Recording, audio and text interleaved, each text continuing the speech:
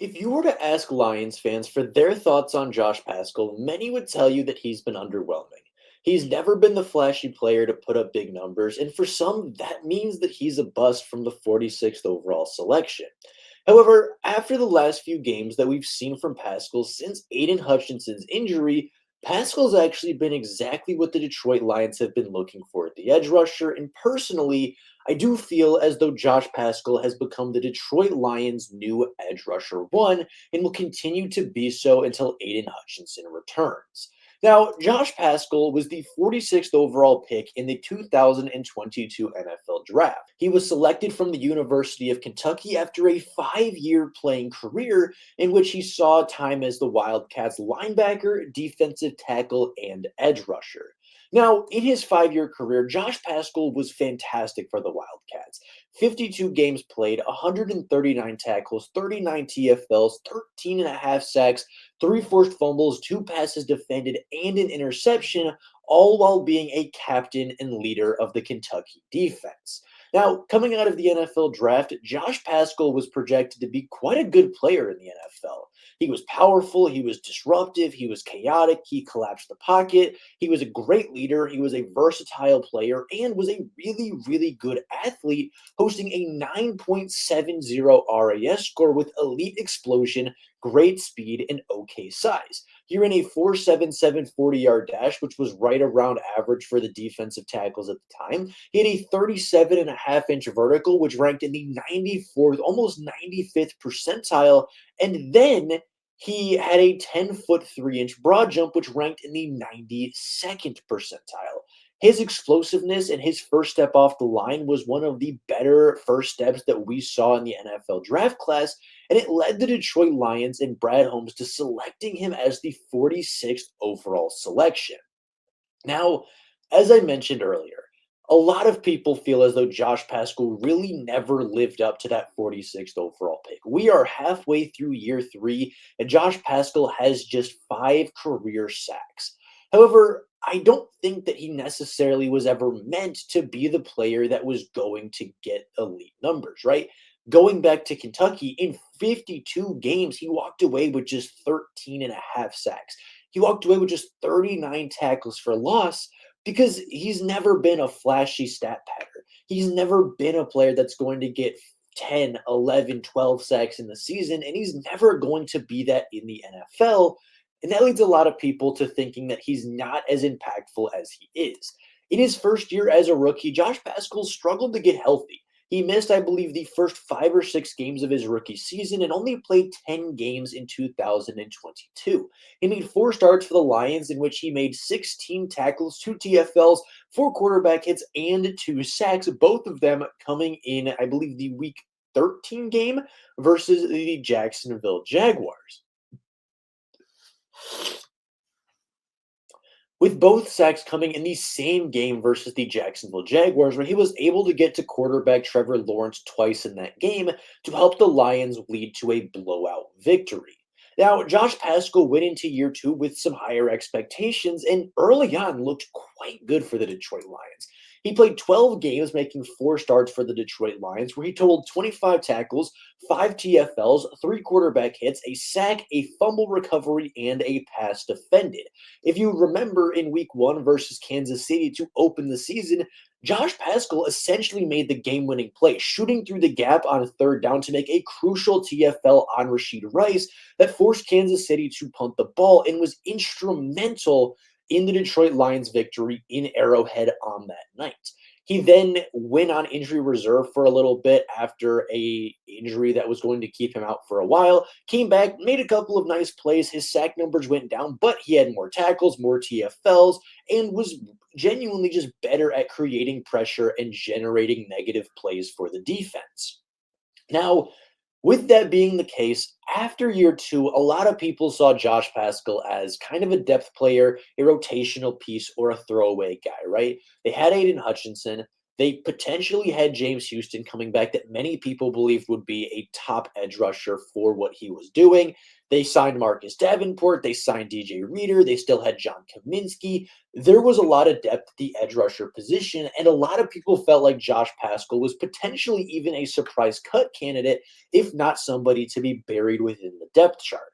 However, with injuries arising and with Josh Pascal just developing as a player going into year three, that never really happened. In year three, he's played 7 of the Detroit Lions' 9 games so far. He's made 3 starts on the defensive line and already has 14 tackles, 4 tackles for loss, 3 quarterback hits, and 2 sacks. In just his first half of the third season, Josh Pascal has already tied his career high in sack totals, tied his career high in quarterback hits, has nearly surpassed his rookie numbers in 3 less games, 4 tackles, and is 1 TFL away from tying his career high in that statistic. He is having easily the best season of his NFL career. And while you might look at those numbers and say those still aren't very impressive, I would beg to differ. Over the first couple of weeks, Josh Pascal was a rotational player. He wasn't a guy that was getting many snaps because Aiden Hutchinson was playing a majority of the game, because Marcus Davenport was playing a majority of the game. And when those two weren't in, Levi Onwuzurike was a player that was continuing to take snaps at the edge rusher position over Josh Pascal. In fact, Josh Pascal did not record a single tackle or a single snap in weeks 1 or 3 because those 3 players were healthy and playing.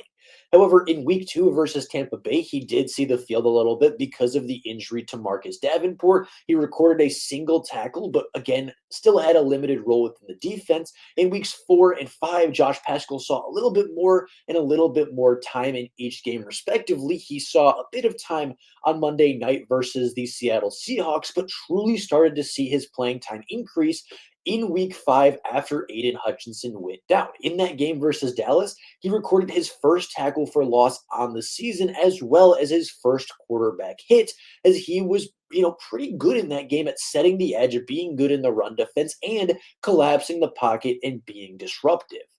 After that game, Josh Pascal has played 2 of the 4 possible games without Aiden Hutchinson.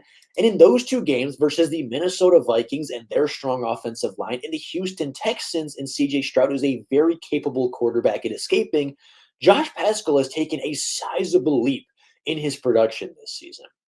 In those 2 games alone, he's totaled 9 tackles, 3 tackles for loss, 2 quarterback hits, and 2 sacks, while being the only edge rusher within the team over those last 4 games to record a sack from the defensive line. The linebackers have done it. Aleem McNeil has gotten to the quarterback, but Josh Pascal was the only edge rusher to record a sack in those games and has been easily the best player for the Detroit Lions on that aspect of the ball, right? He has been the best edge rusher for the last 2 to 3 games for the Detroit Lions since Aiden Hutchinson's been injured. And when he's not in the game, it looks significantly different. The pass rush is almost non existent, but when he played against Minnesota and when he played against Houston, he drew double teams. He collapsed the pocket. He caused some chaos. He created a lot of chaotic plays for the offense to have to deal with, and it impacted the quarterback. It led to interceptions. It led to negative plays. It led to sacks, and it led to Aleem McNeil getting more one-on-one looks to look better statistically himself. Josh Pascal was able to get a couple of sacks and put the quarterback on the ground. And now, with Zadarius Smith joining this team, it's going to free up one-on-one opportunities for Zadarius Smith to go after and get the quarterback. So, with that being said, I think that Josh Pascal has more than proved himself as a capable edge rusher, one, in the absence of Aiden Hutchinson and in the absence of Marcus Davenport. And I think that he is going to not only overtake what Marcus Davenport was supposed to be this season, but I truly believe that he could potentially finish the season with career highs in sacks, TFLs, and finish around the 8 to 9 sack mark, finish around maybe 10 to 12 TFLs, and truly put his name on the Lions depth chart as a player that has to see the field and needs playing time next season when Aiden Hutchinson returns from injury.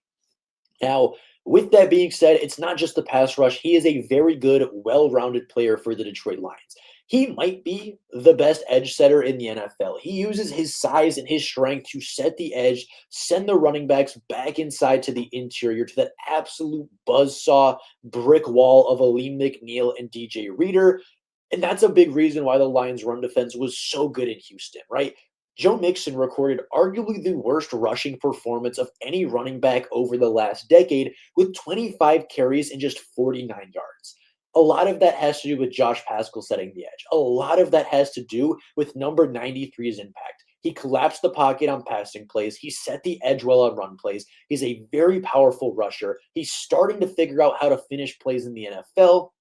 And Josh Pascal is a true three down lineman. So, with that being said, that is all I have for you guys today. I needed to shine a spotlight on number 93, Josh Pascal, for what he's been able to accomplish over his last two games without Aiden Hutchinson.